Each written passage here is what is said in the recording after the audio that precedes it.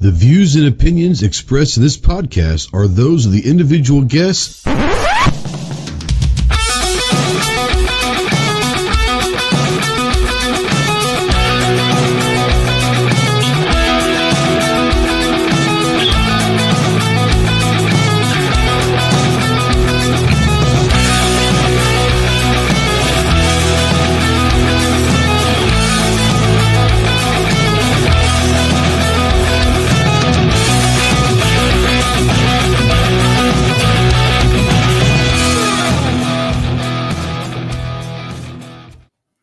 What's going on, all my morons out there? Welcome to the Armed Citizen Podcast Live. This is episode number 374. Today's date for the record is Tuesday, January 28th, 2025. Oh, didn't mean to do that. We are live, recording this live in front of a studio audience out there. So if you're out there in the live chat, go ahead and say something. We don't know that you're out there unless you do. If you want to text into the show, yes, you can text into the show. Utilize the Ghost Tactical Hotline presented by our good friends over at Wilder Tactical. That number is 530-364-4678. And go check out our good friends over at wildertactical.com. If you're a veteran, really anybody, but especially if you're a veteran and you're in that hole and you're in that darkness and you're looking for the light, call me, text me, email me 24/7. I cannot give you medical advice, but I might be able to walk you through some stuff and talk you through some stuff. And more importantly, listen if that's what you need. But if you are looking towards getting some medical attention, remember two things. One, you are not alone in this fight. You have a lot of brothers out here that are willing and able to help you in any way possible. And two, the world is a much better place with you in it. So please utilize the Veteran Crisis Hotline, 1-800. Let's see here. Well, guys, it's been a while. 1-800-273-8255. Once again, 1-800-273-8255, or text the word talk to 741-741. We are spotlighting, as always, the United States Marine Corps. If you have any questions on what it takes to earn the title of United States Marine, see the website, marines.com. And like I said, we are recording this in front of a live studio audience. But if you want to go check this out, over on the podcast form, we are on all of the best podcast platforms, but we are on a couple networks, the Firearms Radio Network and the Self-Defense Radio Network. So go check out all of your favorite pro gun, pro toy podcasts over at firearmsradio.net and selfdefenseradio.net. Let's get this off of my, holy shit. Let's get this off of my, what in the world? Okay, Clove, that is the best way to, lose your admin. But I think everyone that does know me, get this off of here. Say hello to the merry band of morons. He's sending out texts saying I wear pink because I'm a little gay. Let's be honest. I think that most people that know me know that pink is my favorite color. So I have no problem rocking pink. It's just how I roll. You know, it is what it is. Let's say hello to the merry band of morons from Arizona, the Godfather himself. What's up, G-Webs? How are you doing, man? And he just said, fuck you all. I'm out. No, I'm just kidding. Yep, you're on. Yep, thanks for the link. Yep, I could barely hear you all of a sudden. That was weird. Okay. He sounds like me like 2 days ago. Yeah, it's coming in a little soft. Is that better? No, I mean, it's better, but it wasn't like where you were pre-show, and we were talking backstage. So mic on or something. I don't know. I'll fiddle with it. My computer's well, yeah, you just need to turn the volume maybe if you can. Standing on a corner in Winslow, Arizona, such a fine sight to see. It's a Ginger, my lord, and a flatbed Ford. From the Gun Owners of America and Fully Loaded Reviews, we have John the Ginger Soulless Bastard. What's up, homie? What's up, brother? It's Tuesday. It's Tuesday. Special people, special team. It's Tuesday. Yeah, all right. Not much. Amazing shot show, like usual. Yeah. Went real well. Had a fantastic Ghost and Clover podcast with John Vallejo. Go check out that. Dude, I'm telling you, John needs to do more podcasts. I'm just saying. He did a great job. You could tell he was nervous, but I think he did a great job. No, I keep telling him he needs to do more. He's not the face. Like, he doesn't like to be on. He has a face podcasts. for radio. He does. Yeah, but you said it, not me. So, JD, if you it's not my boss. Yeah. But Eric's normally the one who does all the hits, so Yeah. he was gonna get Eric on it. And I'm like, no, you do it. Come on, like let's go. And he's like, I'll get Eric. I'm like, no, come on. I thought he did a great job. He did fantastic. I hope he had fun. We tried. Oh, he had a blast. He loved you guys. It wasn't as bad as when Snob and Obnoxious tried to, brain fuck me in front of him early in the week. While I was trying to give them patches. Thanks, Snob. I had a talking to because of that. So hey, it's what it is. You just gotta roll with the punches, and sometimes a good brain fucking is what you gotta do, man. I guess so. So other than that, great week at SHOT Show. Great to catch up with everybody. Great to see all the faces. I did not see Chicago Mike once. I'm sorry. We just didn't run past each other, but Snob said he didn't even realize you were with someone. No, it's just only like, one of the big wigs, but it's okay, Yeah. So I saw Mike. We hung out for a little bit over at EAA's booth, and I think he did a good job. We had a good talk, and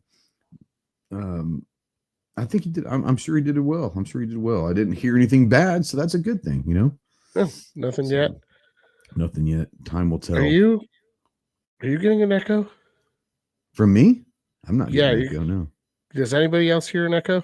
No, I have no echo. Okay, maybe it's just me. I'm hearing my voice come back after I'm talking to y'all. No one needs to hear your voice twice. I don't want to hear my voice twice either. That's why I'm asking if anybody else has an echo. We had our own echo problem, didn't we, Clove, last Tuesday? Fucking staccato. Fuck staccato. Fuck staccato, yeah. All right, so out there in the chat, they're saying no echo. So you're hearing voices in your head, and that's okay. It's okay. The first step into getting better is admitting you have a problem. You and Mandatory Carry could, y'all need to hook up. Y'all both are hearing voices, so. God, don't want to hear that. Yehuda, what up, homie? Pew Pew Jew out there. What's going on, bro? Good seeing you as always. I love Yehuda gives some of the best hugs. I'm not saying that in a gay way, but he does give a good hug. It's good. Nah, it's good. It goes. Tony Simon. It's also nice that he's shorter than I am, so that really helps. So no, it goes Tony Simon, then Yehuda. No. I'm not saying Tony. Listen.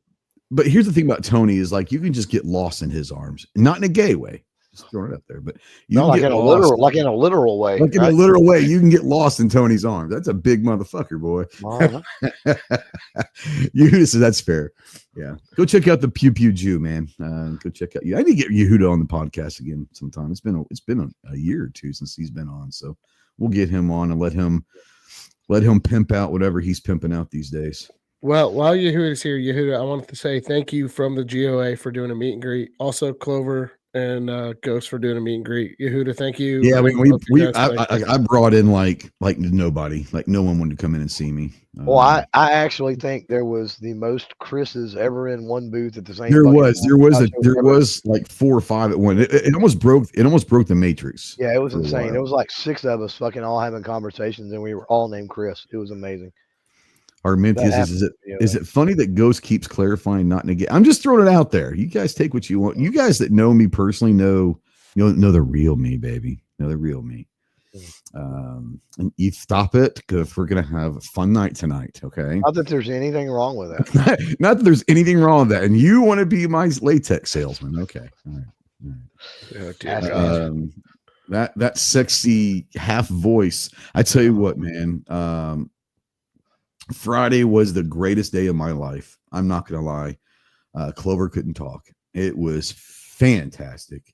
If you were ever going to be around, that was the one day that you could actually stand being around Clover because he just couldn't talk. It was awesome. But that sexy Phoebe-esque voice, sticky shoes. A-B, why you stick on me? A-B. Yeah. That is the gatekeeper of all things Texas Pride and everything else pride that he wants to talk about. But that is the tactical leprechaun right there. What's up, Clove? What is the SHOT Show we're talking about? I was packing some bags, like, I don't know, a couple of weeks ago almost. And then the next thing I know, like, I'm waking up and I'm hoarse. And like, I don't know what the fuck happened the last week and a half. Like, what happened? Yehuda says on his birthday one year, he woke up and his wife lost her voice. Greatest birthday present ever. Wow. Armintia says, but I got you your pinky condoms. That's true. So she got me. it's the only thing that fits, man. I'm just saying, Right. But yeah. Right. But yeah, no, it was a fun week. It was started out a little rocky.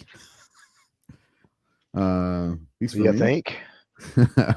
But man, I tell you all of us flipped the fuck out at some point. It was I kind of know, funny. right? Kind of It funny when was. you look back, And, Yeah, we all had our moments, didn't we? I guess. And I don't know. I legit had a conversation with Mike and Jake both, Yeah. about that. I'm like, dude, like, hey, with what they do and just bringing awareness to mental health and other things, I'm like, you don't understand. Like everybody that was around me at some point in the last few days has totally freaked the fuck out. But we were able to deal with it and handle it too, right? Yeah, for me, it was a strange sensation. Was it Saturday night? As long as it's not down a strange sensation down your leg, though, you're all right, I think.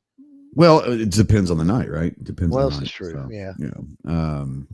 But no, Saturday night we get there, we go out to, I think it was Guy Fieri's restaurant there at the link, and like, here's the thing. Everywhere I went, all I smelled was weed. And I like the smell of weed. And it was just like, oh my God, like it's everywhere. And yeah, that kind of kicked off a 24 to 48 hour odyssey in my mind. We'll just call it that. But yeah, Sunday night we went to Wolfgang Puck's. We had a big crew at Wolfgang Puck's. Thank you everyone for coming. I think John almost got fired the next day, but I think it's going to pay off for you. I think you're going to be all right. You don't understand how much talking I had to do. So no, me, there's several of us. I know I reached out to some people and said, hey, John did a great job. I wanted to hear you the names that were at that table. I think Chase reached out to Kaylee and like, hey, there was some powerhouses at that table. The funniest thing of the night, two funny things. When Clover, we're at a award-winning steakhouse in Vegas. Fuck you. And when Clover ordered a cheeseburger, like the whole fucking table just like, what the fuck did you just say? Now, it did look like a good cheeseburger. I'm not going to, but it was just the way that it happened. Everyone's kind of like, what the hell? Best ever, dude. Best ever on the planet, ever, hands down. No contest, ever. And the funniest thing when the bill came and it was oh God. Just John trying to calculate the tip. Just trying to calculate a $750 tip was, I think the words were, oh shit. Like he saw that bill. 2,500 of it was bar tab, I think. Yeah, so that was interesting. But, yeah, I had to I broke Kaylee's record for biggest dinner so far. So that I would hope so, but you're also probably going to get a nice return out of it, I believe. Yeah. I walked up to Sam Paredes the next day and I was like, listen, I need you to like support me. And he goes, what happened? I'm like, I had dinner with the vice president. I have a $5,000 bill at Wolfgang Puck's, Yeah. I had the dinner with the president and the owner of EAA, the vice president of sales for Ruger, the head of Talo, a guy over at Xander's, and a bunch of other people. Hopefully this pays off, but I'm hoping there's a big check coming in out of this. And he goes, well, if the check comes in, we'll find out. Yeah. So we don't know if you still have a job, or maybe that's why John's flying out to Phoenix. I'm just saying. I haven't told John Valeco yet. I've told Sam Paredes, who's on the board. So as long as I got a pat, now I did get like 6 attaboys from Tim Macy, the president of GOA. So good. I've got a little thing to cash in, but I'm kind of afraid to put in my expense report. It was kind of an impressive table. I'm not going to lie. Like, it was a very impressive table. And it was more importantly, it was a great time. Did you wear pink on the last day of Shot Ghost? No, I wore jeans and a hoodie the last day because like I fly out on Friday. My flight left at 3:00, so I usually dress comfortably on Friday because that's what I want to fly home in. You know what he didn't wear? What I didn't wear? I didn't wear the Pete Rose jersey. The first thing I showed when I got home, first thing I pulled out and I hung it up. I mean, yeah, the Pete Rose jersey. I tell you what, so the whole Friday thing was crazy. It's kind of going to shot. We didn't have any pony polls this week because I was shot last week, so we're gonna skip through that. Kind of go into shot. So let's just start telling shot stories, which we already have. So Krista over at Xander's had notified us that morning. She left on the red eye that morning and said it took her almost 2.5, 3 hours to get through TSA. And I had heard like Monday or Tuesday, it was like 3 to 4 hours. So I'm like, okay, shit. Like my flight leaves at 3. I need to get like, I left shot at like 11:45 so I could get there by 12, a little after 12. Because I was like, holy shit. Like if it takes me 3 hours, I might miss this flight, right? And so I go and I had checked in online through I flew out there on United and flew home on American. I checked in on Thursday for my flight and I went ahead and pre-purchased like my bag is like through if you're like a what do they call it? Like, I don't know, a frequent flyer mileage guy, whatever they call for American, they call them all different things, but your first bag check is $50. But if you're a member of that, it's $30 through the app. So I'll go ahead and pre-purchase it. So all I got to do is put a tag out. So I walk in the airport, go up to the kiosk, print my tag, put it on my checked baggage. And like, there's like a bag drop just for like frequent flyers. And like, I don't have to worry about it. I walk over there, they weigh it, make sure it's not over 50 pounds. And then I leave and it's taken care of. It's easy. So like 2 minutes in, I'm like, all right. And it's like, okay, sir, well, you got to go through D, whatever, and go up the escalator and to the left. And that's where TSA. And I was like, all right, any idea of what that's running? She goes, no. I was like, okay, well, here we go. Let's go find out. Is this going there or coming home? This is coming home. Going there in Little Rock, like there is no one flying out of Little Rock. So TSA in Little Rock is easy, but going home, and in years past, I've always flown Southwest. And the most I've had to spend at TSA is like an hour just because it's a madhouse, right? But they are talking like 3-hour waits through TSA that week. And I was like, oh crap, this is going to suck. So I get there and I look at my watch. And it was like 7:20. I mean, not 7:25. Like 12:25. And I was like, all right, as long as it's not more than 2 hours, I can still make my flight. I was at my gate at 12:50. It took me like 20 minutes to get through. So I was like, hell yeah. Now here's a problem.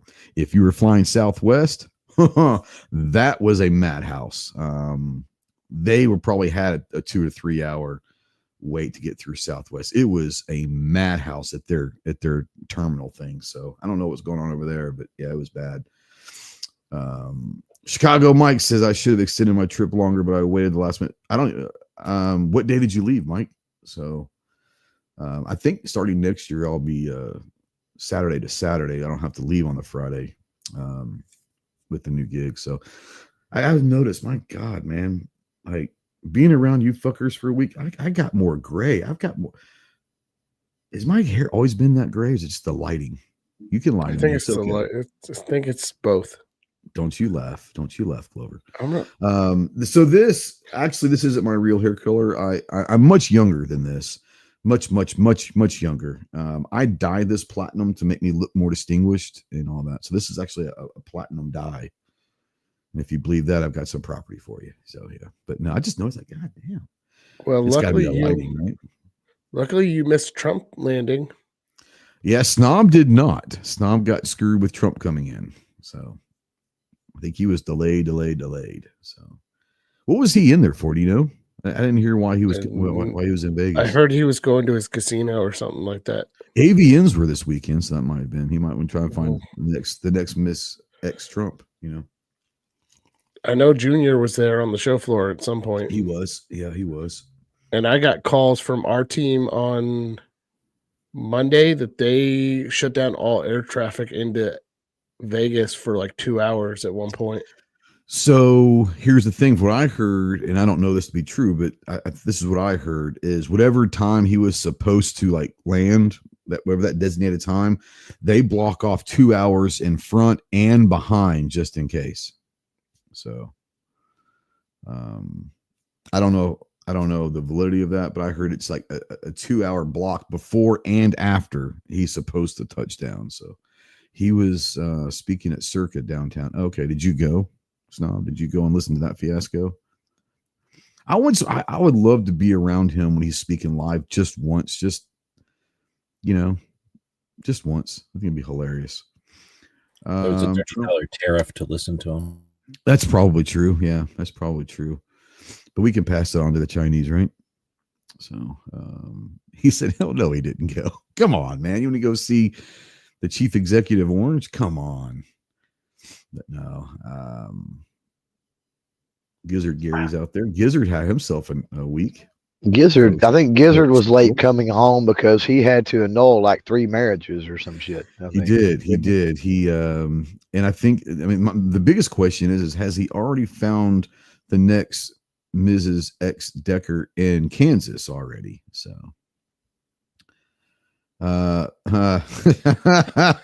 Mike says, I visited Fremont for the first time. It was a blast. I met a nice gal. I bet you did. What's up, monster? But yeah, so let's go real quick through the room. John, let's not go into like gear, guns, and all that. Just memory. Like, what's the best memory you have of the week? Best memory I had in the week. Besides spending $5,000 at a dinner for us all. Jesus, I hate you all for that still. We'll see how that works out. Best memory of the week. Okay, I guess this is the best but funniest. So we were in like an 8x8 room at the Glock booth. So we had our meeting, and was there a casting couch? There was not a casting couch. There was a big table and this thing, and I'm sitting there talking, and I'm a little nervous because Glock has like 9 people from their team in this meeting, and I've got myself, John Valleco, and Tim Macy, and Shelby, who's with me, and Bubba. Shelby had a good week. Shelby had a great week. And I had one of our highest dollar donors sitting in there, and so we're going through this meeting, and what was funny was I didn't realize he came in, but one of our friends, good friends over at Glock, who I've made friends with, his name is Jacob. He's their CFO, and he walks in. It's a good contact to have. Yeah, he walks in, and I go from like really nervous to kind of pitching this because this is a big deal for us getting into the Glock booth, to going, hearing his voice turn around and going, "Hey, what's up, buddy?" And then go back into like the serious, like kind of talk. I get it. And that kind of like, I don't know what it was, but it felt like the weight of the world was kind of lifted off of my shoulders because there was a familiar face in the room that wasn't like our team. Yeah. So that was probably a good memory. And and then the look on the lawyer's face when we sat down with Chase and them, the lawyer. Chase was so between talking to Keith and the lawyer talking to Keith about some stuff where I can't go into, but the lawyers, when Keith started talking and then Chase was echoing something different, and it's funny, but it was a good overall great meetings all the way through. But those are the 2 of the good memories from this week. That's good. G, what about you? This is what you're, I don't know, 20 something, whatever, 20th maybe. What was something that you remember about this SHOT Show that might stick with you for a while? Oh, I don't even know. I brought the dog along. I guess that was. I was going to say, like the dog. That was epic. Yeah, the dog actually became part of SHOT Show. That was awesome. That was great. That was great to see for sure. Clover, what about you? Kind of a stick out memory to you? Yeah, I mean the Thursday night adult field trip. Solid. Pretty solid. I mean, Wednesday was started out bad, and not as bad for us as for snobbing them. But started out terrible. Fuck you, Sadini, by the way. Yeah, go fuck yourself, Sadini. But right, love you, but go fuck yourself. But try to get us killed. I'm telling literally. Oh my god. But ended up a good night. Snob said Sadini's dead to me. It's fair. That's fair. Totally fair. Man, you were talking to John about Wolfgang Puck, and the burger was amazing. I'm gonna tell you now. There's a reason I wanted to do that. That whole meal was amazing. The best meal I've had maybe. You guys understood at the meal once it was kind of done why I went the route I did. No, we were just fucking with you. I understand why you did it. In a place like that again, and I've got literally thousands and thousands and thousands of burgers to compare to, right? And now you've got a Japanese Wagyu burger. To say that motherfucker wasn't even on the same. I mean, it was completely off every other chart. Like nothing was even like that's a major thing, right? Yeah. But talking about the company, right? I mean, Import Oh, Jesus, man. come on, man. When Keith got Import started, Jesus, baby. holy shit, dude. When Keith got started, John, I could feel John's boner like all the way across the table. It was Not bumping. It was not in a bumping. gay way. Not in a Not gay in a way. gay way. Not that there's anything wrong Not with there's that. anything wrong with kept, that. it was kind of like that. You know how the T-Rex was walking in Jurassic Park and the water would move. So my fucking what is it? The old fashioned. My old fashioned would do like Oh, that. you had shit your with the first. You T-Rex. had your first smoked old fashioned. And Also, I $145 realized drink. that was John's boner over Import Jesus hitting the table, and I'm like, fuck, quit it, man. God, But, those stories, man, from Keith, yeah. like that was amazing. I totally forgot Beautiful. about that. Yeah. Yeah. Like I could beautiful, listen dude. to the Russian stories more than anything else. Like the Russian Oh, yeah. stories are legit, you know. Yeah. Yeah. He's got some good stuff locked and loaded, man. It's amazing. Import Yeah, the Jesus. old fashioned. You know, And I was asking, how do you like unfortunately, like I don't have any comparison. So like, you know, it? So I don't funny know. because he never had one. I drink a fucking nasty one at some point and go, okay, yeah, that was good. I don't know, but Thanks, Bloodbath. Says love your show. I appreciate you, man. Yeah, it was so funny because the girl came over for the smoked old fashions, $145 a shot. speaking of Not things a that was problem. smoking, right? Oh my Just God. saying. Just saying. She was smoking the drinks. Hey, That's there's a that's reason what why I they mean. had her on that cart. Oh my yeah, I God. promise you. Woo. There's a reason. There's a reason all them fuckers at our table went through a whole I'm bottle not of gonna whiskey lie. or whatever bourbon too. I'd break some laws for that girl. I'm just saying. Anyways, whew. So she comes up and I said, "Hey, Club, you want an old fashioned?" He goes, "Well, I don't know." So they obviously everyone at the table got one, and it was a smoked old fashioned, not just an old fashioned, but a smoked old fashioned right there at the table. It was amazing, and so I'm looking at Clover, and he's about halfway through his first one, and I look at him. And I said, "Well, what do you think?" And he goes, "Well, I don't have any reference to compare it to anything else." And I said, "Well, it's a pretty good one." He goes, "Well, I guess and he's like, if this is a pretty good one, I'm not really impressed." I'm like, "That's fair. You know, an old fashioned isn't for everybody, you know." Probably not my drink. Yeah, is all it is. It is what it is. But no, having this It helped with conversations- the throat and the Well, voice and stuff. I was going through it would for sure. help you with that. Yeah, Yeah, for it did sure. help with that for sure. Then you had Shane, Shane with Ruger. I thought, he's like, he was kind of looking at me and he's like, so what's like, what are you looking forward most to SHOT Show? And I was just being honest with him. I was like, that's why I started doing this dinner, is like getting my friends and having a really fucking amazing meal in an amazing restaurant that someone else is paying for. Listen, next year, there's a limit. You guys, I love you all, but listen, I almost got in big trouble. So you could have limited. You could have limited the bar tab, and everybody would have been fine. Absolutely, it was fine. Well, here's the thing. Here's the thing: is like Keith like mentioned. He's like, I can split that. I was like, no, we didn't bring you. I didn't want him to feel like we brought him there to like pay for the tab, because that's what he always does. He pays tabs.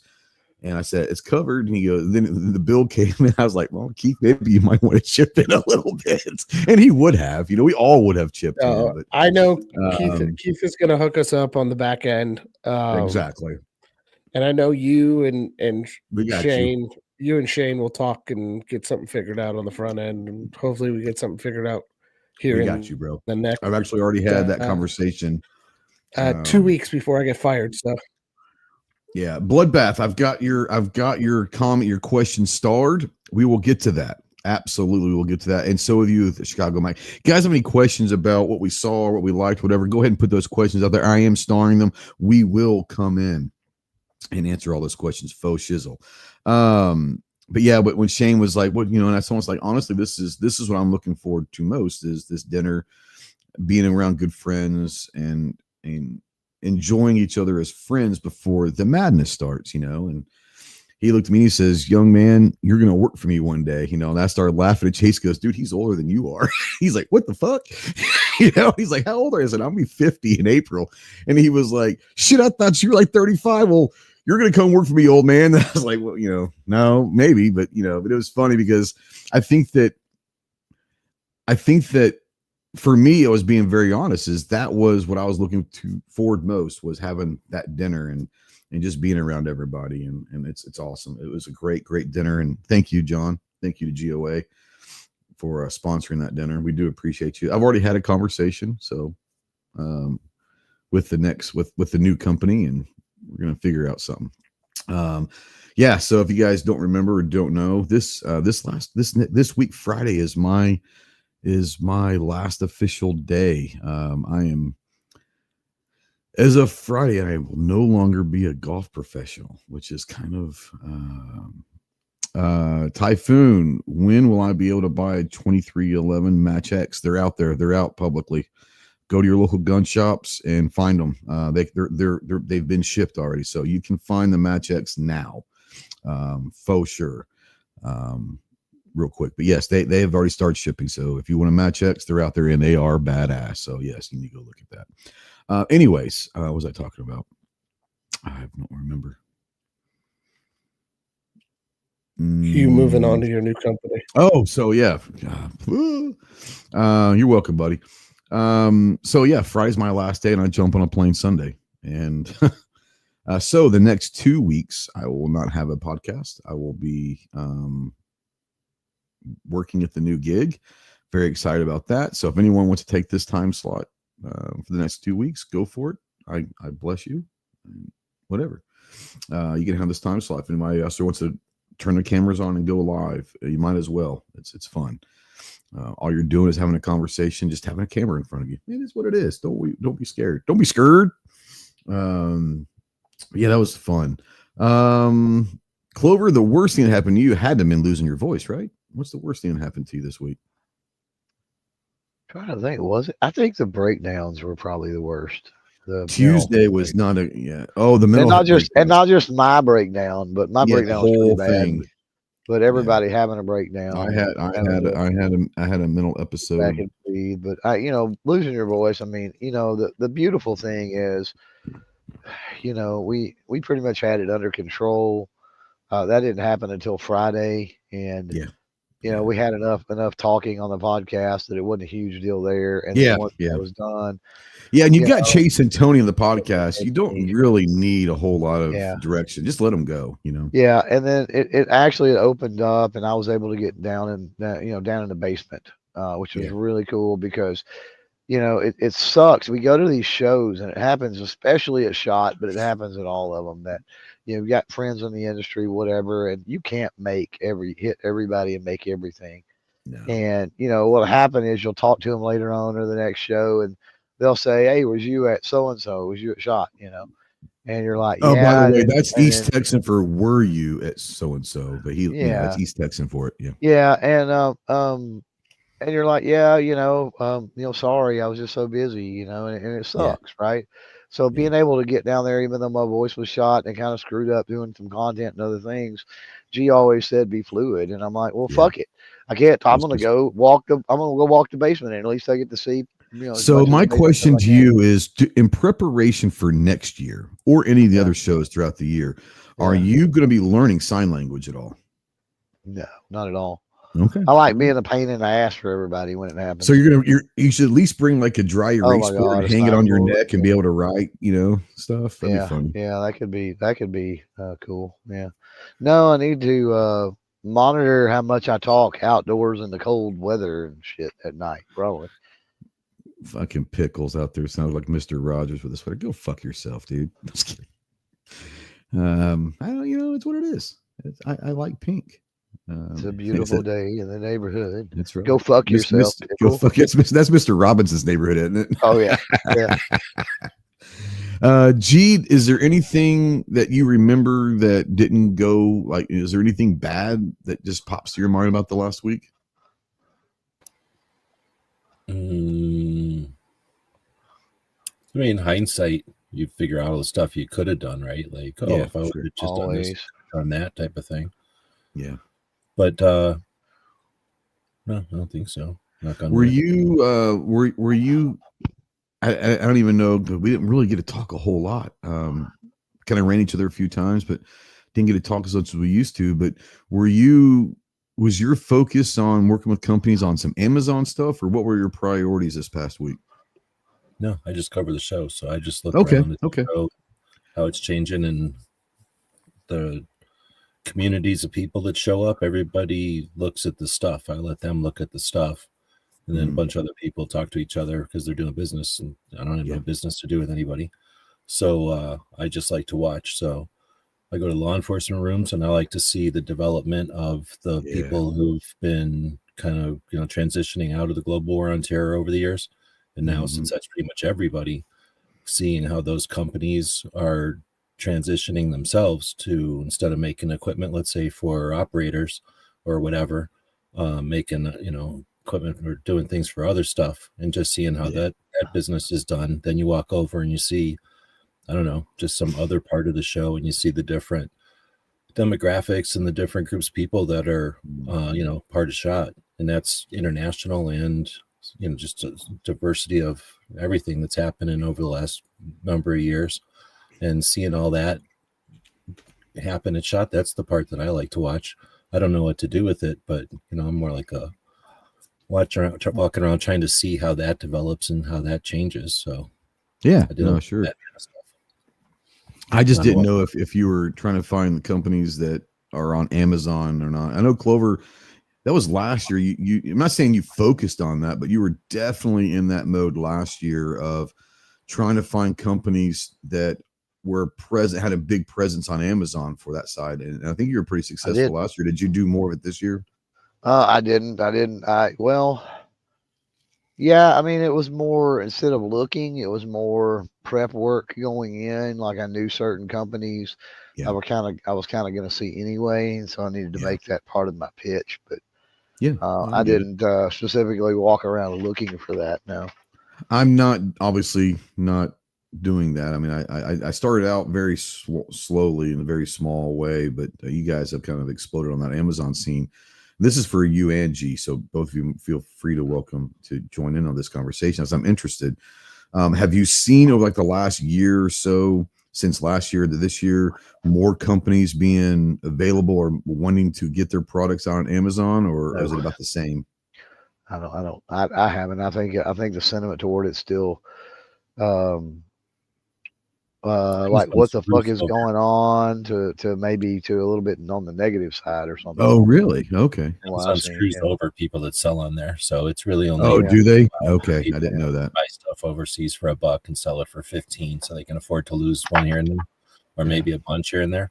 But if you're selling stuff at like normal, what do you call it, markup, and Amazon loses a bunch, then they don't. Nobody really likes selling on Amazon if they can help it. Okay, I wasn't aware how that worked, so I was. Usually, I know. That's why I do homework going in. That way, I kind of know beforehand if those companies do sell on Amazon.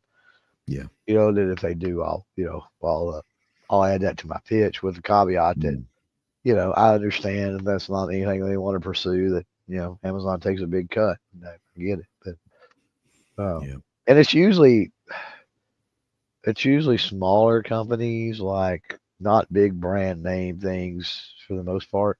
Just trying to get sales through and that are revenue. doing Amazon. Yeah, it's more of the Chinesium style companies or whatever. Yeah, so no, I get it. There's that. Sure. Yeah. Ginger, bring you in. I mean, you were busy as shit. Yeah. Did you get to enjoy SHOT at all, or you know what I'm saying? Well, man, I know you had fun, but I mean, did you get to enjoy SHOT, or you just get to enjoy like the after party stuff?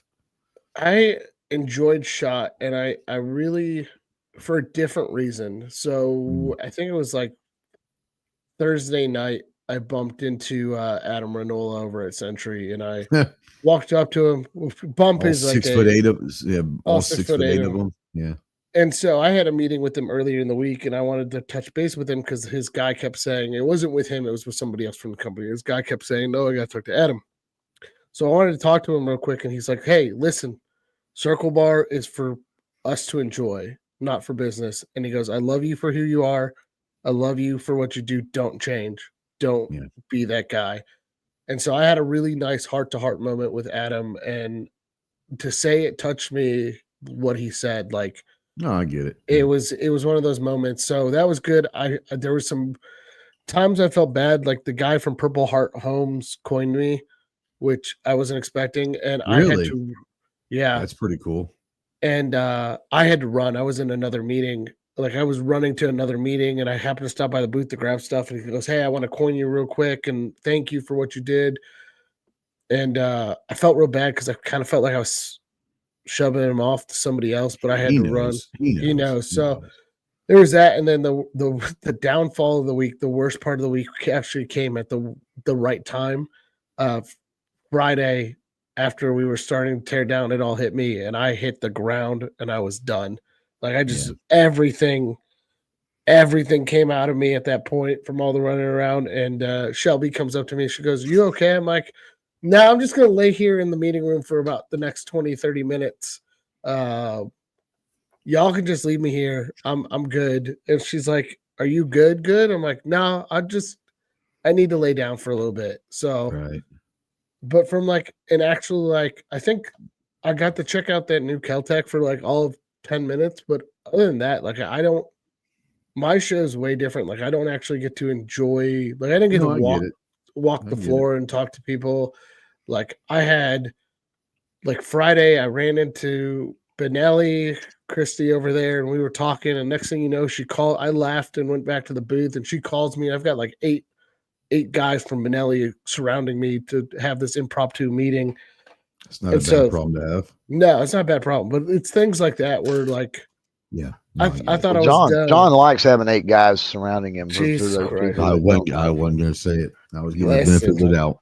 Yeah, shut up. That's a good night for you. Not in a gay way. Not there's anything wrong with that. Jesus. No, but if you want to be my latex salesman, hey, You gotta do what you gotta do, homie. But yeah, I think it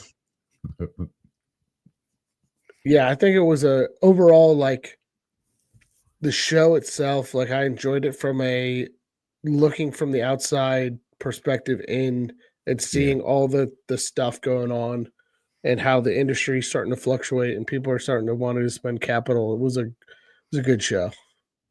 Yeah, I forgot the coolest thing that happened to me. So Marine Party Wednesday night, we're with the Leatherneck, and the guy that owns the Leatherneck right now is called Ghost. So the first time I ever went there was like, I don't know, 2019 or whatever. And I walk up and the guy said, "Hey, that's the guy that owns the bar." So I walk up to him in 2019 and said, "Hey, you know," he's like, "Nice to meet you. Thanks for having us." And he goes, "Hey, man, I'm Ghost." And I was like, "I'm Ghost." And so both of our call signs, he's much older, but both of our call signs were Ghost. So that was so it kind of struck up a friendship. Anyways, we talk like on Instagram and stuff every now and then. And so he comes up to me Wednesday night, and Kyle and I and Todd are sitting there having a drink with Gary. You guys ever heard of Sniper's Hide? So Gary, Yes. his wife is a Marine, and so they were there. So she was hanging out with us. Really crazy. Anyways, in a good way, crazy, but yeah, she definitely fits in the Marine Corps thing. But anyway, so we're sitting there talking, and Ghost comes out and he goes, "Hey man," it's like, "You got a second?" And I was like, "Sure." So last year or 2 years ago, I brought on one of my challenge coins, the Ghost Tactical challenge coins. And so if you've never been to Leatherneck, and G's been there, so he knows, but all on the walls, there's memorabilia, kind of a museum kind of a thing. But on one of the walls behind the bar is a huge wall. It's all coins that he's collected from different units and different guys, just drop off challenge coins. And so I gave him one of my challenge coins a couple years ago, and he put it up in there, which I thought was like amazing. So last year, excuse me, I gave him one of my patches, Ghost Tactical patches. He puts that into the coin shadow box and all that, which is really awesome. Anyways, long story short, he pulls me off to the side. He's like, "Hey man, you got a second?" I was like, "Yeah." He's like, "Hey, I just want to let you know that, like, this will be my last year. I'm selling the place." I'm like, "What?" He's like, "Yeah." It's like, I own it for 17 years. I want to go down to Florida, retire. And he's like, I'm going to sell. I said, "Who you selling it to?" He goes, "I'm going to sell it to another jarhead, so it'll keep on going and all that." And I was like, "Okay, cool." He's like, "I want to let you know the last thing I'm doing before I leave is all along the big bar inside of it." And G's been there, so he knows I think you probably know the layout of the place, G. But he said I'm redoing the bar top all along in the bar. And I'm taking all the challenge coins and I'm going to spread them out and put them all over the bar and then epoxy it, clear epoxy, and do it real nice and all that. And he said, your patch and your challenge coins going on there. I just want to let you know that it's going to be on the bar forever. And I thought, like, that's fucking awesome. Like, I'm going to have my challenge coin and my patch like on the bar at the leather net forever. So I thought that was pretty cool for me. Go ahead. Sorry. Right. I mean, he could take those with him if he wanted to, and would be entitled to do that, right? He would be entitled to do that. Absolutely. Yeah. The fact that he's going to leave them there and make it permanent so nobody else can walk away with them, I think is pretty neat. Yeah. And I think that's what he was doing, because he was worried about what happens to all those coins and all that. He's like, I'm just going to go and put them all over the bar, spread them out, epoxy it real thick, and be clear epoxy so like you can see through it, and redo the bar top. And I was like, that's fucking awesome. Yeah. So that was a cool moment for me. That was pretty awesome. But yeah, pretty awesome. Bad moment for you? Bad moment for me. I had a couple of them, man.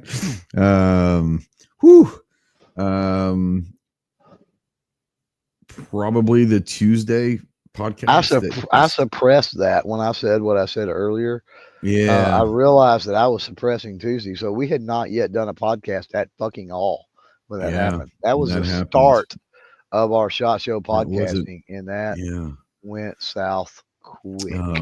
It did. Audio malfunctions, video malfunctions. It was just everything that could go wrong with the podcast went wrong. And it got to the point where it was so bad. We added another one on Friday and redid it. And that was not the way to start out, but I think it all worked out. One of the best moments of the podcast, I don't know, Clover, I'll let you come in there. We did 6 podcasts. We did 3 podcasts at EAA and 3 podcasts over at Bursa. Actually 3.5 if you count the first one at EAA. But Wednesday, when you had Roth and Pincus together, guys have been knowing each other for 30, 40 years, and talking about not having to talk, just let them say go, and it was amazing. That was a fun one. Zeke was a good one, as they were talking earlier. That was a good one as well. Yeah, I really thought it was cool, because it's something I've been telling people. They're like, what's the coolest thing you've seen at SHOT? I said, interesting. You should ask. Because probably the coolest thing I've seen at SHOT, which I think could literally be the innovation that people bitch about all the time. Oh, the guy that was Zeke was brought by chance into our fucking podcast. It wasn't in a booth. It wasn't by a company. Like this, it was insane. Fucking insane, right? No, I 100% think that I think 5 years from now, that'll be the industry standard. I really do believe it. It's unbelievable. Well, I had so Friday when I was walking around, of course I had to whisper, but I bumped into Zeke, right? Yeah. And me and him get to talking, and he said that they had already, of course, this was Friday, so they'd had another day of talking to companies. He said he already had companies that were interested in trying to flesh out and develop that same concept for handgun recoil springs. And he's like, there's no reason it won't work. It's just getting the dimensions and everything sized down properly for that application. Yeah, because all you got to do is just take the spring out, create a tube that's that same size, and do it.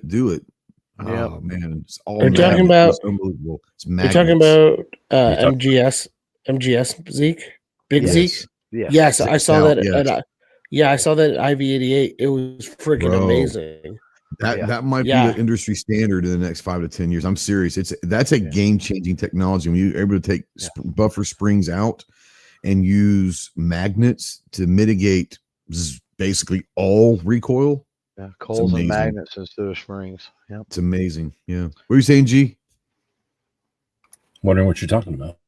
Oh yeah. So Clover, you can go ahead if you want to. It's essentially it's a tube. Yeah, basically it's a tube. But what it is an effort to get completely away from springs for recoil systems. And so what it is a coil with magnets inside, and it can be ramped up even more to be a coil with magnets inside with electromagnetism, like with it electrified, which is even crazier, right? That would be stouter magnets or whatever, and like produce. You're talking like big bore stuff that would have basically nothing, Yeah, so it's hard for me to sit here and explain because I didn't invent it and I didn't create it. All I know is that I've seen it. I have some idea how it works instead of seen springs. some videos. And it's amazing. Yeah, instead of springs, it works with coils and magnets. Like when you're using a 12 gauge shotgun and the only movement is that, like no flip, just that. It's a pushback. There's no muzzle flip at all. It's There's some pushback, but that's it. Yeah, it's insane. It's insane. Yeah, that was cool. That was really cool. All right. We're gonna do this into two things, like gear accessory type stuff, and then like weapons, right? John, we'll start with you. Hold on here. Cal wants to know: could the electromagnet tech be used to increase rate of fire? In conjunction with a binary or something, maybe, but not without. No. Yeah. I mean, with the right engineer and the right person to go nerdy on it, like probably down the road. But this was, I think that the way they're utilizing this technology to like mitigate recoil, and especially they can get it done handguns also. Like I'm telling you, like I'm not exaggerating. If it works out, it could be the industry standard in the next 5-10 years. Like no problem doing that. Anyways, I think there'll always be a place for cheap springs, right? Like absolutely, your high points, you're probably your low end Taurus, you're probably Kel-Tecs of the world. Absolutely, no problem. But as you get up into that $600, $700, $800 range, I can see magnet recoil systems being the norm. 100%, sure. Absolutely. Ginger, we'll start with you. Non-weapon, like gear accessory, non-weapon. Can we count suppressors into that? Sure, absolutely, yeah. To be honest, the new facts and suppressors are pretty cool. They hired a dude over from GE. Like, dude, what they're doing, they're reverse vacuuming them, and so the gases you don't get that gas over gas issue or that issue. And I don't know. I came in kind of skeptical, going, Faxon's making a suppressor. It's kind of dumb. But after like sitting down and talking to them, like they hired some dudes who used to work at GE on jet engines, and they figured out a new way to do suppressors. It's actually pretty cool. So I don't know where the Faxon. I was at the Zero Tech party Wednesday night over at Bellagio. And in the corner of their suite there was a guy that had a couple suppressors, and they were baffleless suppressors. Interesting. I know exactly who you're talking about. He was big, tall guy, beard, kind of a. Yep. He was at Goals too. A baffleless suppressor. It was. I'm not gonna lie. He had some like videos and stuff. I was like, wow, like that's interesting. Southern Precision. That's it. Something. That's it. Yep. Yeah. He was at Goal. So I met him at Opie's event, and I said the same thing. I'm like, baffleless suppressors, you're full of shit, bro. It's there. Like they are cool. quiet. They are pretty quiet. He was really cool. On the Goals firing line, they were like the fourth booth on the L. On the dangerous side, yeah. Shut up! I already know. We're done talking about this already. Okay. So, but no, their stuff is pretty cool. The dude's out of Tennessee. Yeah, really I thought cool. The same thing. I was like, but it works. I was like, I don't get it. I don't get it. Showed me some videos, and I was like, oh shit, it was interesting. So yeah. Clover, non-weapon stuff. Coolest thing you saw this week? Yeah, that would be a weapon. I think it's Steamboat, but that'd be a weapon. Nah, don't go there. One thing about, so I'll go with the Gunner optic. Somebody was asking about optics in the chat. Yeah. So I went up and took a look, and I was really impressed with their stuff. And the reason I was impressed with their stuff is when you get magnified optics, And especially when you start getting into the budget end of stuff, right? Not dirt cheap, but Mhm. budget minded. Yeah, sure. There's always been this thing where as you increase Cost magnification, effective.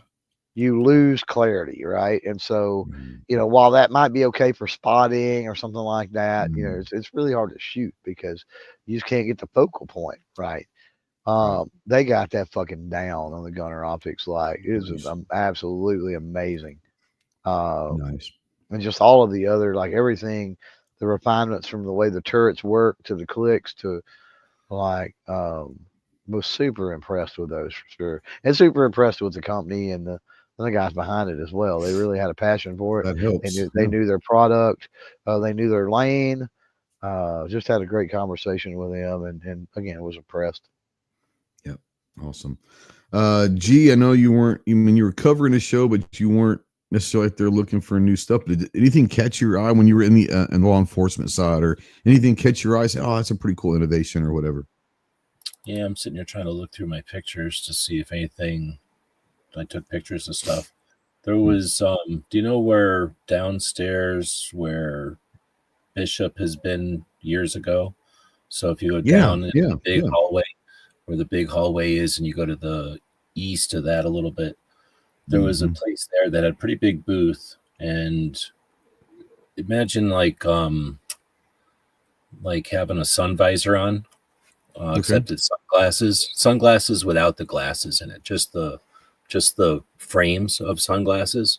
And now if you had your frames on, like just some sunglass frames, it would be a heads up display in the frames. So you don't have it in front of your face like augmented reality, but instead it's just like a display. But it was a really inexpensive display that you could put all different kinds of essentially different kind of eyeballs on, cameras, and have like your drone footage go into it, or have maybe if you're a security person, you'd have your surveillance cameras going through up there. So it's not really in front of your eyeball, but it's up above your eyeball. But you can see it. Yeah. If you need to see it, it's there. Glance up and see it. And it was just super cheap. And I think that's crazy. That's awesome, actually. Yeah. Anyway, something like that I think would be the neatest this year. Yeah. I didn't really see a lot of backpacks or a lot of knives or anything. There was nothing cool. Drones. And I looked, but I'm trying to think of anything cool like that. Man, I think I wasn't there. I missed it. I had a meeting Tuesday night, but Clover said that the drone show out at Pro Gun was pretty awesome that night. Yeah. I haven't seen any video of it or anything, so I have no proof of that. I cannot confirm, nor did I. Yeah. I got there 3 hours early, so I didn't stay for it. Oh, I thought you were going, so you didn't stay for the whole thing. Oh, okay, I got you. Yeah, I saw Chloe when he got back, and well done. He said it was pretty cool. It looked like an AC 130 kind of came in, like the gunship. Kind of, they had some explosions set up as like a gunship came in and laid ordnance down. So I would have loved to have seen that. That would have been pretty cool. But, they had it timed. It looked like a gunship came in. Yeah. Never seen a gunship do some damage. It's pretty impressive. Well, you seem to like the steamboat thing. I did. So that's probably going to be like the weapon. I mean, we're going to weapon now. What's our favorite weapon? So I'm going to go ahead and start that one. I'm going to take yours, Clover, because you might have a different model that I'm talking about. Obviously, the 68 caliber is going to be pretty awesome when it comes out. But what I'm really excited about is being able to get one here for home defense, like when I'm gone and all that. I think it'd be cool to mess around with also. Well, I'm going to hunt with it. Probably not. Am I going to fish with it? Probably not. I just think it's a really cool, like AR pistol size crossbow. Can you imagine the mind fuck if someone tries to break into my house and going completely stealth ninja mode on people, and like they don't hear shit except for a thunk, and next thing you know, a fucking arrow stuck in their chest? Like that'd be the best mind fuck for any burglar ever. Just having an arrow sticking out of your chest. It probably goes through them, honestly. But no, I just thought that was a really cool for someone who's not into archery and not into bows and all of that. That was the one thing I was like, that's fucking awesome. So yeah, for me, the best weapon of SHOT Show was hands down pick whatever model. But the steam bow, I'm in 100% on steam bow at this point. And I learned about them from Clover. So I actually made a connection with them and Xander. So that's kind of a cool thing. They're going to start doing some stuff, which will be That's what awesome. it's about. Yeah. That's what it's about. Yeah. It's connecting people. But no, I definitely think that for me, like for someone who doesn't get excited about archery or bows or anything like that, like Clover will tell you, like I was excited. Like I couldn't wait. I was like, this thing is badass. Like I said, a little AR pistol size freaking crossbow. It's like, hell yeah. So yeah, it was pretty cool. Cal says a 60-pound draw at 50 yards will go fully through a 100-pound deer. Sure. Yeah, sounds right. Sounds good. But no, I think it's a cool thing. I'm going to have fun with. Go out in the backyard and have fun shooting it. But for a home defense thing, talking about some serious ninja shit, like they won't have a fucking clue where you're coming from, you know? Right. Yeah. Clover, let's go to you since you're unmuted. Best weapon style, product.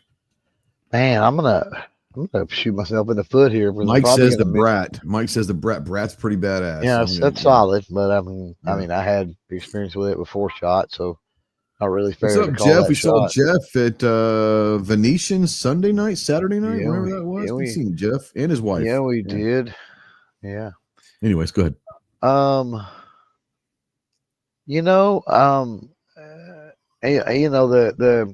The 17-degree bolt throw on that SDS Arms bolt rifle was pretty amazing. The bolt rifle was awesome. Go fuck that guy. The 43-degree angle of the bolt was pretty amazing. So I might have to go with that 87-centimeter bolt throw.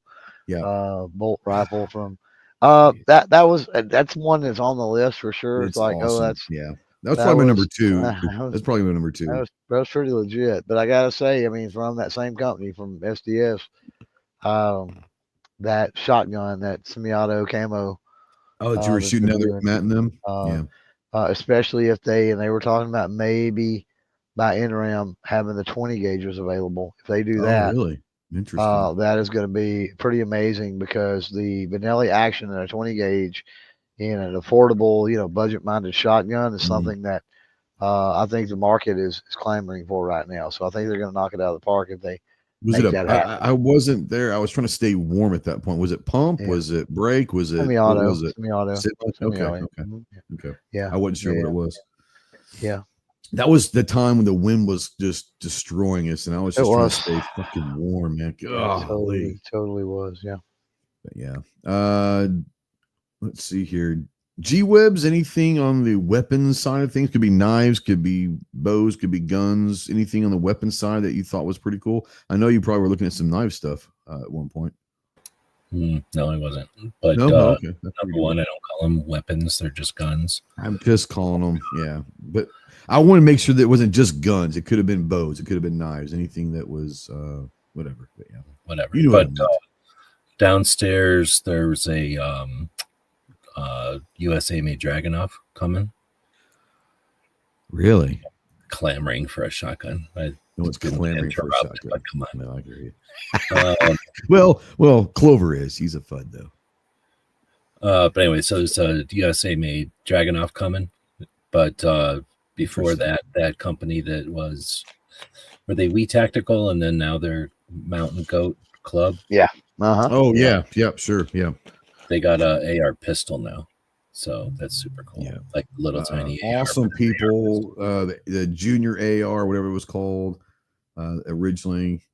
Awesome people, awesome concept. Just imagine like AR platforms that are 100%, but they're like scaled down for kids or for smaller people. Fantastic concepts, absolutely. Yeah, it's cool. Clove, what about you? I mean, Ginger, what about you? Gun, bow, knife, whatever. What's the one that stood out? This is hard because there was a couple that were really cool. Henry's carbon fiber barrel lever gun was pretty cool. Mm-hmm. If you didn't get a chance to see that. But the company that stood out with, and again, I was over there a couple dozen times to talk to different people on their staff. But yeah, PSA's concept guns for this year, French kiss. They had some cool things in 338 ARC. Interesting. They had the 50 BMG that they had sitting there. A 2011 they're coming out, and their modern take on a Mac that they're coming out with that uses B&T mags. So I know they're all concept Interesting. guns for this year, but I mean the cheapest 50 BMG semi-auto on the market. Can't really say much on that, but yeah, those were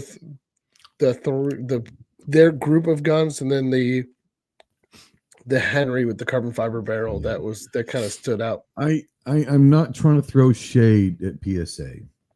I'm not trying to throw shade. I'm gonna throw shade in the marketing and say you don't want to market it as the cheapest BMG semi-auto out there. Like when you're thinking 50 BMG, I want something that's not trying to get up there and be at a price point. I want to know that it's going to fucking work and it's not going to blow up in my face. So no offense to PSA, but trying to market this as the cheapest 50 BMG in the market, that's not something that I want to hear. I want to make sure that thing is stable and it ain't going to blow up in my face after one round. But kudos for trying to bring an affordable 50 BMG. It is gas, right? It's a gas gun. It is gas. Okay. Kudos to PSA for bringing a 50 BMG gas gun to the market. That said, holy shit, there ain't no way in hell I'm ever shooting that. I'm just throwing it out there. Not until someone else shoots it a lot and proves it isn't going to blow up. That's just my take. I can't blame you on that. The other thing they came out with that was, I guess you could say it's kind of cool. They came out with a micro dagger in 380. That'll be 15 rounds of 380 in a Glock 43X size. Yeah. So, but their modern take on a Mac 10 was pretty cool. I will say that if you didn't see that. I didn't go to PSA. On a Mac 10 use Glock mags. I think that talking to them, I think that that's the next thing. They wanted to start off with B&T mags first. They literally had 3D printed it and brought it to the show to show off. So it's just a concept for now that you can vote on. I was talking about when Kentucky Bliss had the 50 blow up. Yeah. So I'm talking about, like, sometimes there are some platforms you just don't want to go, hey, we got the cheapest one. Yeah, it's not good. I ain't going to do that. You know, I don't blame him. I'm just saying. I get it. Hey, I get if people are out there shooting and it turns out to be good, then I'm happy, bro, because I'll probably go get one. But I'm not going to be someone that's going to do the testing on that thing because I'd be scared shitless. Well, here's the thing: cheapest in 50 BMG terms. I mean, the cheapest. No, it's still a couple grand. Couple grand. I mean, yeah, probably 2,500. I get it. Good night, Arminthia. Yeah, reality sits back in. She turns into a pumpkin again. Go back to work tomorrow. But no, like I said, if it works out, fantastic. I hope it does. I'm pulling for him. I really am. I'm skeptical when I hear that. So we'll see. I'm more interested in their crank variants of the 338 ARC. That brings more interest to me than the 50 BMG, in all honesty. I want to know what Scott was doing, that he had 2 Glock 22s in his hand and they both blew up on him. Right. Double fisting that thing, man. You know, it's never a good thing. Sometimes you got to commence a blicking. One finger through 2 trigger guards. He's working that finger, but hey, some people have that finger magic. I'm just saying. Wow. Real quick, Chicago Mike out there earlier said, did y'all see anything with bling bling, gold or silver that caught your attention? I mean, there's all sorts of stuff that's got the bling bling, gold and silver. EA's got a bunch of it. Sentry's usually got some of it. Pretty good. I think Sentry, did they have the gold AK out there? Again, I didn't stop by their booth. They usually have the gold AK out there, but I mean, there's all sorts of bling. I'm not into the bling guns. Like, I think they're cool looking, but I would never own one. Not saying you shouldn't. I'm just saying that's just not my gig, you know. The 2311 Brat, there was a Brat, I think, in gold that was pretty sweet. There was a bolt action downstairs that was blinged out like a cartel gun. Yeah. And that's then pretty cool. There was a set of what do you call them? Like gold chrome dipped nods. Oh, really? That's pretty cool. I haven't seen Chrome that. nods. That'd be interesting. Yeah. Bloodbath early says, we'll go with this in 2 questions. First part, we'll go through the room. What was your favorite gun or pistol? Ginger, we'll start with you. What was your favorite pistol? Says pistol optic.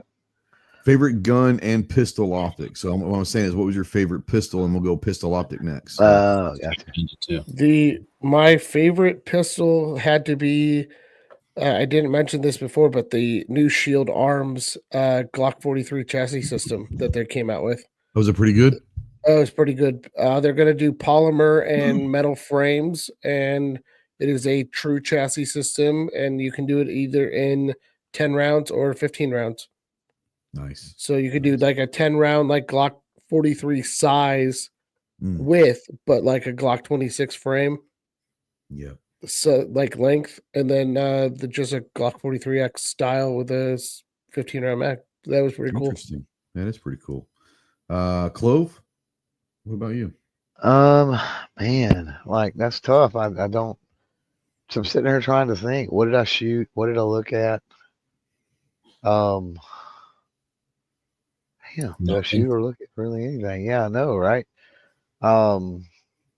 That's a tough one. I mean, I'm almost gonna have to take a pass. I wanna cheat and say the Winnis 2311 Match X because Pretty awesome. that's pretty fucking phenomenal.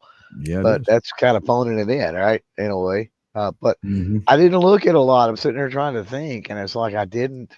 But the nature of how we had to work the show, and we were working the show, like I didn't get to go around and handle a bunch of stuff and look at just a bunch of stuff. So, Yeah. I mean, Jeff Tech said the Aimpoint Glock collab was pretty cool. So which was a pistol, and it's not anything new, but it was definitely a pistol. Was those levers from Fight Light? Oh, Fight Light, those things were cool shit. Yeah, that was cool. I mean, they had the rifle version too, but I mean, the pistol version is where it's at. Yeah, I forgot about that. That was pretty cool. Shout out to Michael. What's up, homie? Hope you're out there. Good guy right there. Snap. Yep, you reminded me when we talked Fight Light. Remember the 22s? Oh yeah. Fuck yeah. See, I'm glad we went down that Mark road. 3 or whatever. They were working with. Yeah, they got one based off of Mark 3 that basically, if you've ever seen the Volkorson Black Mamba, basically is a Volkorson Black Mamba. Like it looks almost identical. It's integrally suppressed. I mean, they have multiple versions, but the longer barrel integrally suppressed just was fucking amazing. Those are pretty cool. I didn't get excited as you did, but obviously, it's still pretty badass. Yeah. Like when I look at a 22 and say, hey, that's pretty badass, like pretty badass because I don't give a shit about 22 shit. They look good. G-Webs, any pistols up there that you were excited to see that you got to see or anything? Wasn't excited about them, but I went into the range day before everybody else, I think, because everybody's hanging around by them gloves, and I was walking. And it was super windy right when we first got there, so I walked down, and Ruger was still setting up. So they said I was the first person to shoot the was it the RXM? RXM, yeah, really. How would you think? I don't know. It's a pistol. It's all right. I mean, I take it. He gave it to me, but I don't need one. It's the same as a Glock. But that was neat. And then I shot a bunch of them this year just because I haven't shot them in a while. Just a bunch of different guns because it was also very easy because I was the first one walking down. So pretty much all the boots were open, Anyway, I really like that little pistol version of that scaled down AR. I like little guns anyway. And then, little version of a pistol. Super cool. So that's going to be my pick for this show. Nice. Ginger, did I already ask you? Clover already asked him. Yeah. I guess it's my turn. Clover, you're going to have to remind me of the model. And it's going to be here by April or May. Coming in from SAR with like the 7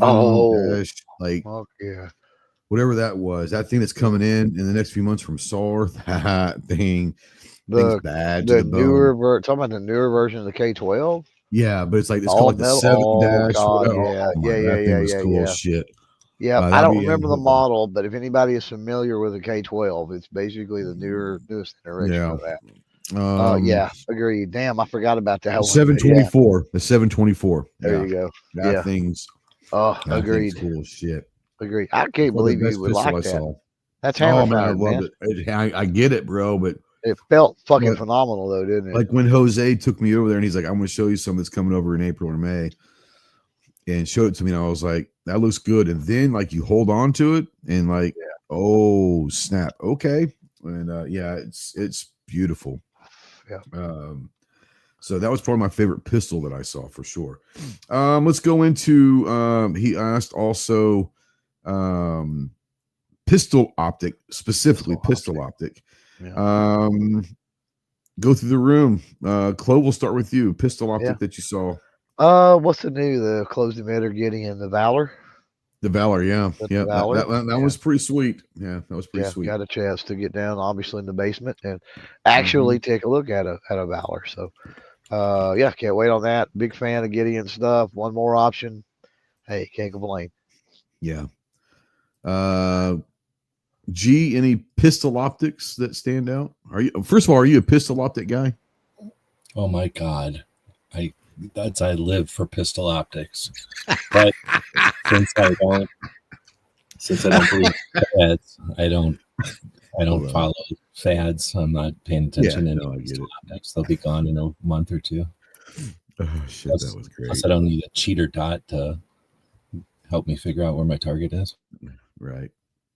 That was good. Oh my God, yes. Ginger, pistol optic. What's out there? Well, Clover took one of the ones I like was that Gideon.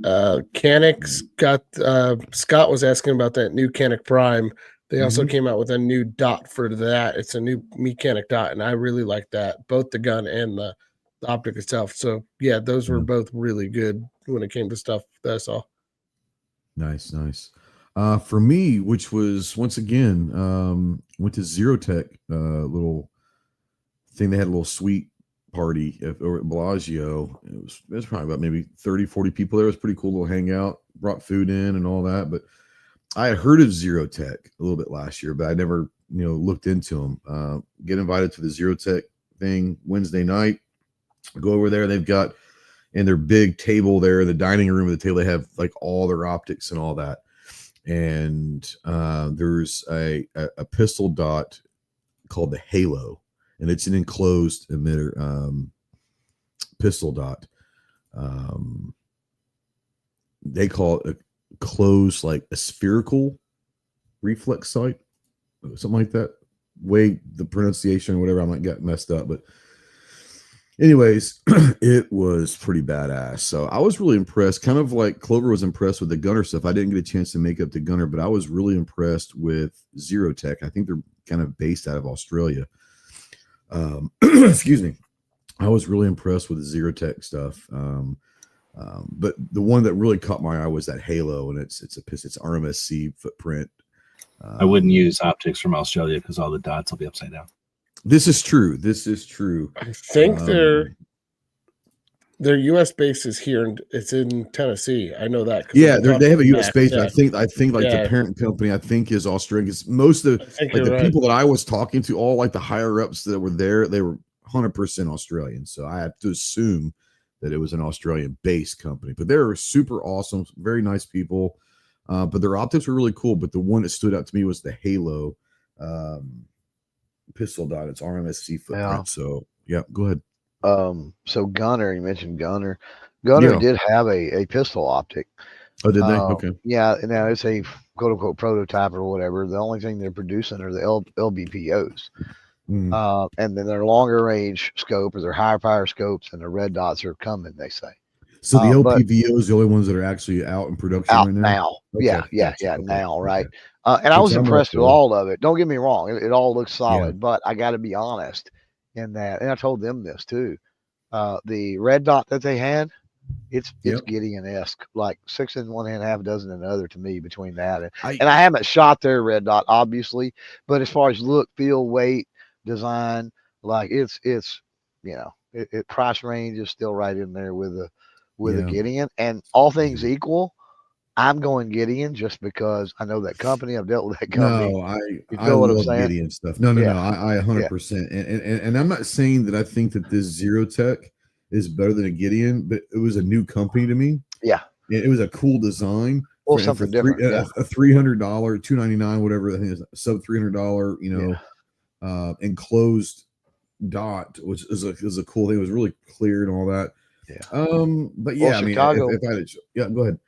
I was just say Chicago Mike's talking about CNH Precision, which was Yeah, they were in the booth across from EAA. Yeah. They're solid. They're solid optics. Like they were they the ones that were there with Genesis and Agency Arms? Yeah. They're Agency all Arms the in same that big booth. umbrella Okay, company. they're all big in that big Yeah. umbrella. Okay, Yeah. And then I don't have any. I don't own any, but like I've shot them on range days and looked at them and they're solid. Look to be solid optics for sure. A lot of people speak highly of them too. Scott wanted to know if anybody get a chance to play the new budget thermal night vision stuff. We're talking about like, so those are more digital stuff. But I will say this: I had talked to several people that kind of spent a lot of time on those, and they said the technology from a year or two ago when it was just trash, like the digital night vision was like trash a couple years ago. They're saying that it's like leaps and bounds better without the price going leaps and bounds higher. Yep. So I think I might actually play one this year, either a thermal. Who was that we were talking about with thermal? We were talking with someone this week, Clove, talking about their thermal scope. Who was that? Who was that? You're right. You know what I'm talking about? Yeah. I'll have to look at my cards. But so, I mean, I think that might be something I'll look into, is maybe not the thermal, but definitely maybe like a digital night vision. I think it'd be kind of cool. Might be cool. The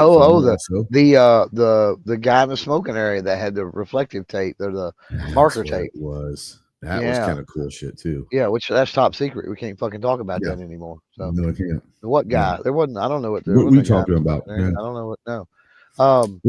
But so back at TriggerCon, I had told you this. I had seen the company I wasn't there this year. That had the hybrid thermal / night vision. So it was digital though, right? Yes, it was super high res night vision, right? Laid over thermal. And so what that did is that it gives the mock appearance that the thermal is actually much higher resolution than it actually is. And so I think what you're seeing moving forward in the shot is you're seeing the combination of that tech and other companies utilizing that. Yeah.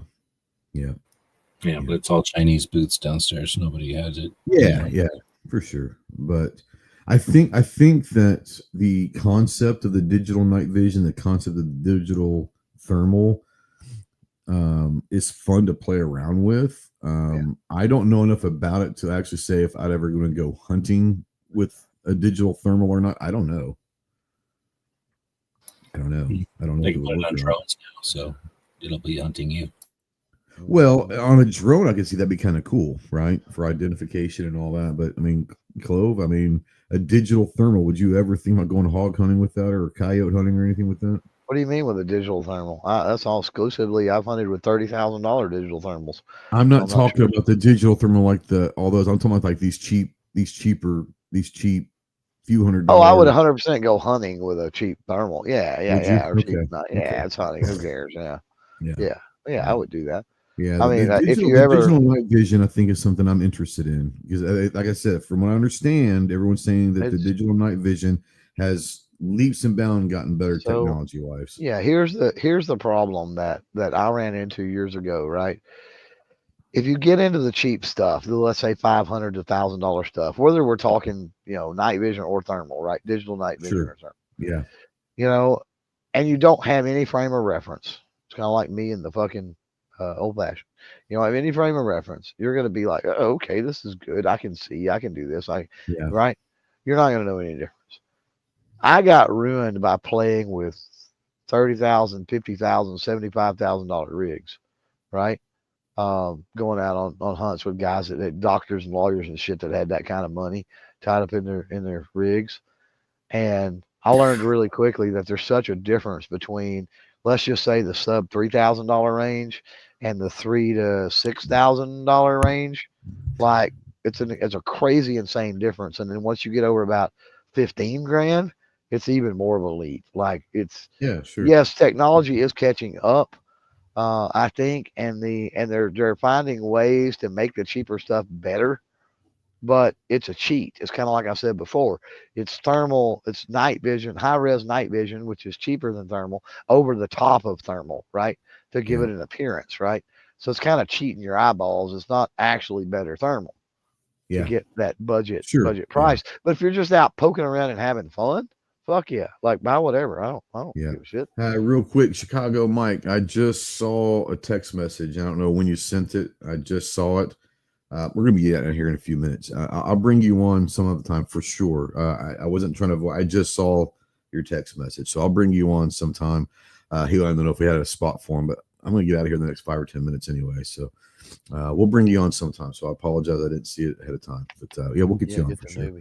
I'm mad at him anyway. I heard the fucker was hitting on my wife.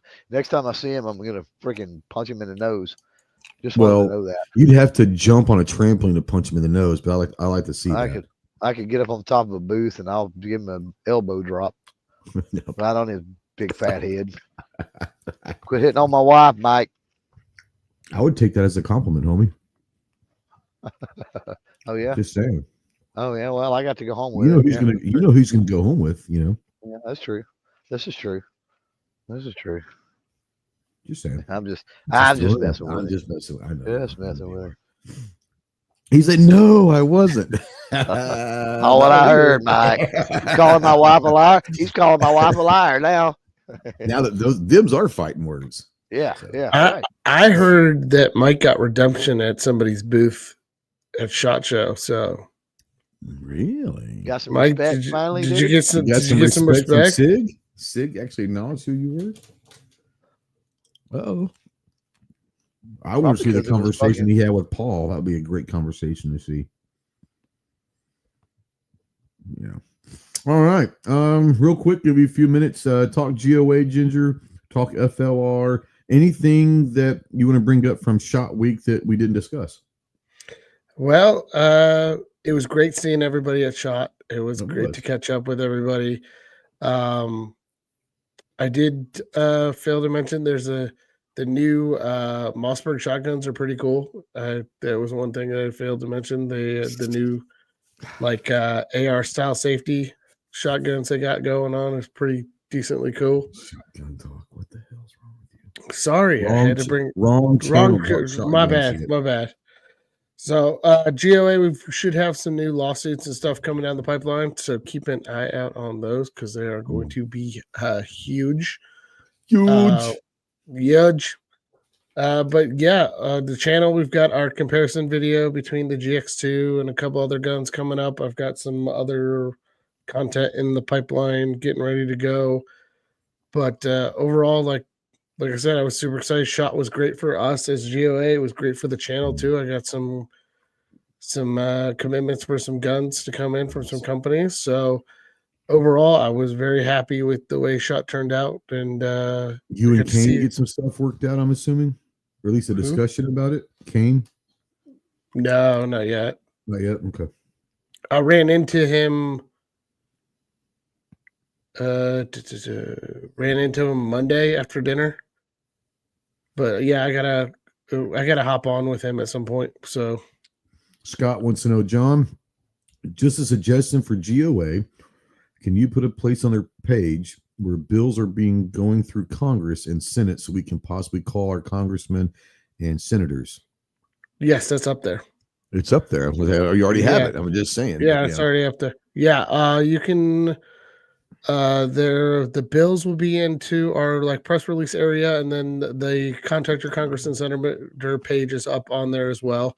If it's not up there, they have a template for you too. It's great. Yeah, there's a template. If you're having trouble finding it, let me know and I can figure out where it's at again because it's been a minute since I've looked at it.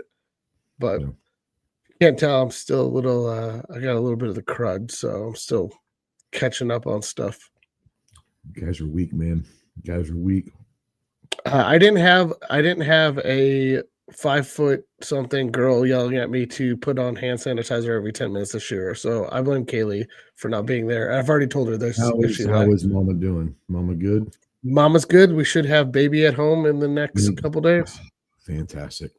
So That's awesome. mom was good. Talked to her today. Talked to her yesterday. So Everybody's healthy. everybody's healthy. We talked for about 2 hours yesterday. Yeah. So That's what she everything's wanted to good. hear. Yeah. Yeah. Yeah. That's awesome.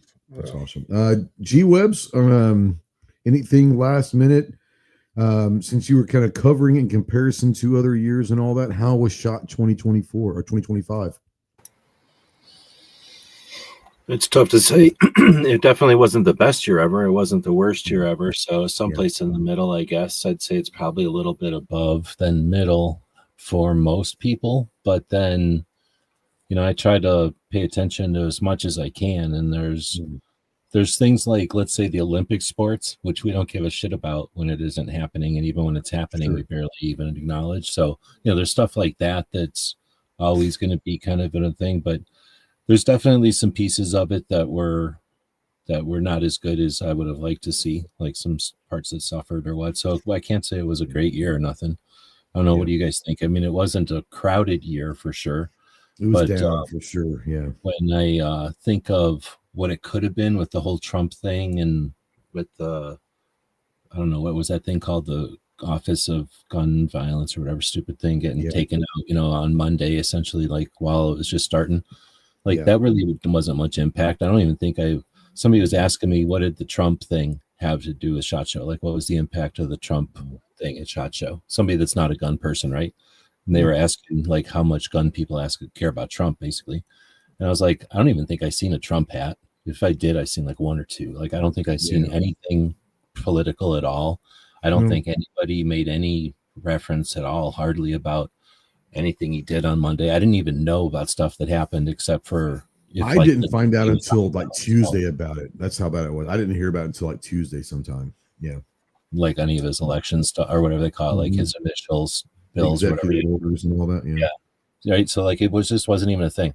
So I didn't know what to expect going into SHOT. Like if we were going to see like a big party, like, 21, I guess, was kind of like a party, right? Like everybody was kind of happy to come back to some extent. 22, yeah, it was. Yeah, it was a good one. Yeah. 22, so 22, yeah, not 21. 21's when they didn't have. 20 they did. Yeah, 21 we did. So 22 was kind of a year that I was going to wonder if it was going to be like that again. It certainly wasn't. And then, like I say, there was, let's say suicide prevention, for example. Was that even a thing this year? Like that's been a thing in other years. They had one. Yeah, they had one breakout session. They had one seminar, whatever you want to call it. They had one. Right. And that's what I'm saying. Like, we're not seeing and last year they kind of did. They had some veteran stuff and like it was a bigger thing. And that didn't, in other words, that momentum didn't keep going. And so anyway, so there's things that were frustrating about it, but then it was a pretty good one. I know that a lot of the people I pay attention to that are activists had a good show. So that's, I think there was some money there. There was money to be had there for sure. And I'm not saying that that's a big thing, but for some of these activists and some of these organizations, like Riding Shotgun with Charlie, like Tony Simon, like all these, WTTA, there was money out there, which is good. I didn't think it was a great SHOT Show. It was a good SHOT Show. Like my wife was saying, every time you say it's the best SHOT Show. This year I can't come home and say best SHOT Show ever, by far. Good SHOT Show. I tell you one thing that I noticed. I spent a lot more time over at Caesars. I really do enjoy Caesars. I like the vibe over there. I like it.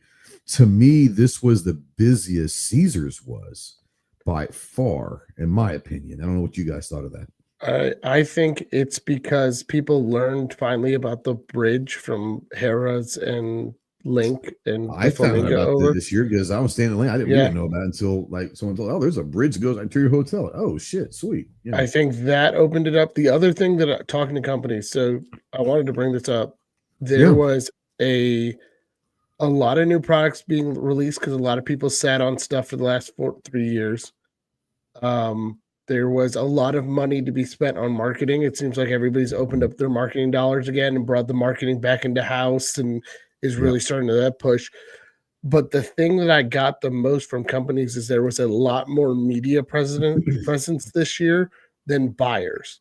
and that kind of threw them. That might not be a little good bit. thing. Yeah, it might not Yeah. be a good thing for all the companies. Yeah. So they were happy-ish that they were getting media, but the point of SHOT Show being this buying show has now gone. Seems like NSSF has thrown it to the wayside a little bit. Well, I will say this, and only because I'm starting into this game and had some conversations throughout the week with the Xanders people and all that, and with a lot of companies I'm talking with. I think the distribution model is going to be the way that people go. So there might not be the individual dealers as much going to SHOT because the distribution model might be where it's heading. And it's not a bad thing. Obviously, I'm not okay with that going into the distribution model in the business, but I think that I don't know if that is or not, but I do know like a lot of what's that now? What is that? So instead of dealer direct, that the dealers can go directly to the manufacturer and buy directly from them, the manufacturers are going to the distributors, the Davidsons, the Xanders, the Lipsies, the Sports Inc. and all the big distributors, and say that's where you're going to get the guns from. We're not doing dealer direct anymore. That I think that there might not be as many dealers going to SHOT because they're not going to be able to put their orders in unless they go to the distributors and put their orders in there. A lot of companies got burned because they were making more money going direct to dealer. They're making more profit. Absolutely. Profit. Absolutely. A lot of them got burned because they weren't getting the orders they would be getting through distribution. And when they did go direct, that the distributors had, because they were prioritized product, they had the product, so they were losing the money because people would go to, let's take SIG for example. They go to SIG and be like, hey, I'm a direct dealer. I want to buy a 226. Yeah. Well, we're out of 226s, but we want you to buy you want a 226, buy 9 320s. Right. And it will get you on that list. Yeah. And what it came up to is, well, Xanders or Lipsies or somebody had 226. Why would I buy 9 320s when I could just buy the thing? Yeah. So I'm talking to people. That seems to be why a lot of companies are pulling away from dealer direct now and going straight back to the distribution model. Yeah. I don't know. Like I said, I'll find out a lot more in the next couple of weeks, but I think that's kind of maybe where it's going. I don't know. What's up? Distribution is bad for the small mom and pop shops, though. I mean, I know it's billed as it's the answer to that because, small mom and pops can't go direct to the manufacturer, yada yada. But I happen to know this because the shop that I work through gets shunned by every single distributor. Like the price that my local gun shop can get so far through any distributor that he has tried, like he can literally fucking get on Gunbroker and order it, like literally, or Classic or Guns.com or something. You know what I mean? For what he can get it through, or cheaper a lot of times than he can get it through a distributor. Like it's horrible, and that's assuming he can even get a distributor that'll sell him something. So, well, like I said, I'll find out more. I might be talking with you, say I don't know if he's with Xanders or not, but I don't know who he's with. I'll find out, and maybe there might be something we can do for him. Yeah, that would be great if nothing else for you to be able to get Xanders the feedback from him, right? Yeah. But I know for years that the whole him being able to get decent prices and get guns and stuff has been a real fucking sticking point, and it really chaps my ass when it comes to the whole distributor, direct from dealer, that whole model, right? And I don't understand the parts and pieces. I'm not going to pretend to, but I know that it's a problem for him. And if it's a problem for him, it's a problem for other small gun shops. And we need our fucking small gun shops. So we should be trying to do what we got to do to make sure that they can get the guns they need at a price where they can make money and stay in business. Yeah, the problem with the small gun shops is they've got to go through one of the buy groups. That's the only way to resolve that. Yeah, but they can't get accepted. That's the fucking problem. That's the thing. That's another problem. Yeah, the buy groups is also a tough one. Yeah, because all the distributors want you to do, because a lot of the gun shops don't have the cash to hold the amount of inventory that they want, and so they want to go on credit. Well, you don't have enough cash to hold the credit. You're not showing enough. So then it's just the whole thing is fucked. Yeah, but can't there be some kind of reset or revamp? Can't the manufacturers get with the distributors, get with the buyers groups, and it'd be like, okay, we got to figure this shit out? The problem is, They need to. I don't know. I don't know They what that need- answer What is. is They- there to I don't do? either. There's no way for like somebody to know we're going to need 100,000 Mossberg, whatever, 500s. So Right. Mossberg just makes a fuck ton, and you need your distributors to say we're going to buy 100,000, so that Mossberg can say fuck it, we're going to make $250,000 then. Because if you wait for Mossberg to talk to every single fucking gun shop and go, okay, 3 at a Right. time or 10 at a time or 100 at a time, now we can make 250,000. Fuck all that. Like, that's why you have distributors, right? So that the companies absolutely. can say, fuck it, Glock can say I can make 1 million of these, I can make 1 million of these, and I can make 1 million of these. And we've got half of them already spoken for before we even do anything. Sold. I get it. Yeah. No, But, I get it. But there's got to be a way to revamp for everybody. But here's the thing: I don't know if there's a perfect. I don't know. I don't know if there's a I don't perfect either. model for everyone. There's probably No, not. because You know what I'm Oh, saying? there's not. who's small can't say I'm going to buy 100 guns from you. So Yeah. I'm going to buy 3 from you. Yeah. I want to buy them one at a time. And then it's just like Clover saying, go buy them off a gun broker, because that's the only way you can sell them. Because again, that distributor might buy 100 of them off of Mossberg, but they've got 16 gun shops, and one of the gun shops wants all 100, and now they got to say, well, I'll give you But I 80. don't. I gotta hold some of them back. I don't understand what skin it is off of a buyer's group's back to let somebody in that only would want 1 or 2. Like, but that's the whole Because- point of the buyer's group, right? Because the buyer group holds the credit. So basically, what it is that the buy group. Let's just take Chase. Chase goes to Sports Inc. and he sells $200,000 worth of EAA handguns to all these shops. Well, if one of the shops doesn't pay their bill, the buyers group as a whole is insurance for that bill. They have to pay that bill.